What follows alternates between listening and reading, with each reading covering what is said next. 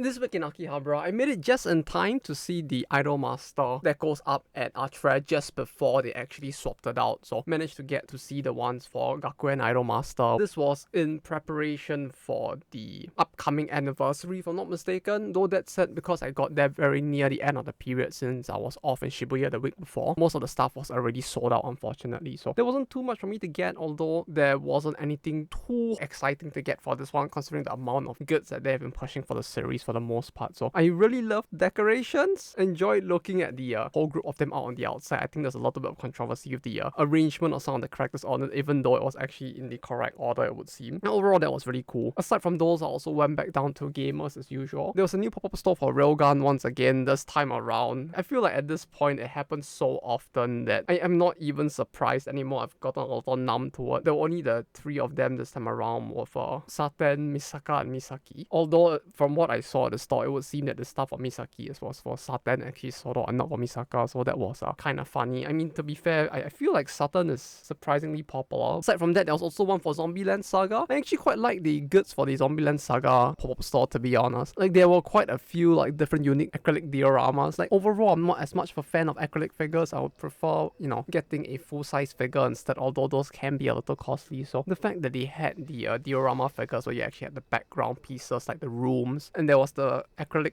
sword that was basically just like shots from the anime with the text on the side as well. Like, stuff like that I actually did think were pretty nice. They also had the little flags, which I think even with the flags, there are a bunch of series that have started to do that as well. Even then, it hasn't like completely picked up and become common just yet. So it's kind of cool to see the goods for the series being more inspired. That, and I also managed to visit the one for Treco, which I don't know if anyone else actually saw the news on it, but basically the entire store actually sold out on day one. So there wasn't really much for me to see there other than looking at the displays of the goods and what could have been if I had queued up on like 9 a.m. on like fucking Saturday or something on that day itself. But yeah, no, I think I was too busy suffering from like food poisoning or something to actually do that. So there's no way I was gonna be doing that. It's kind of amazing to me that it wasn't just the Speaky Brain Rot goods, but like the entirety of Treco that sold out. But yeah, it would seem that series actually is doing a lot better than expected within Japan, considering how fast that sold out. Lastly, a blast from the past, there was a pop-up store for Princess Lover. I feel like that's a series that, even with the anime, has been 15 years? Maybe more? Makes me feel really old. Like I'm a rotting carcass that's waiting to turn to dust or something. The anime itself, I think, was really old, and the visual novel was even older. Most of the goods as well as the displays were for the original anime. But yeah, it was certainly a blast from the past seeing the series again. But that said, that's all I have for you guys for this week. Take care, have a good week ahead, and I'll see you next time on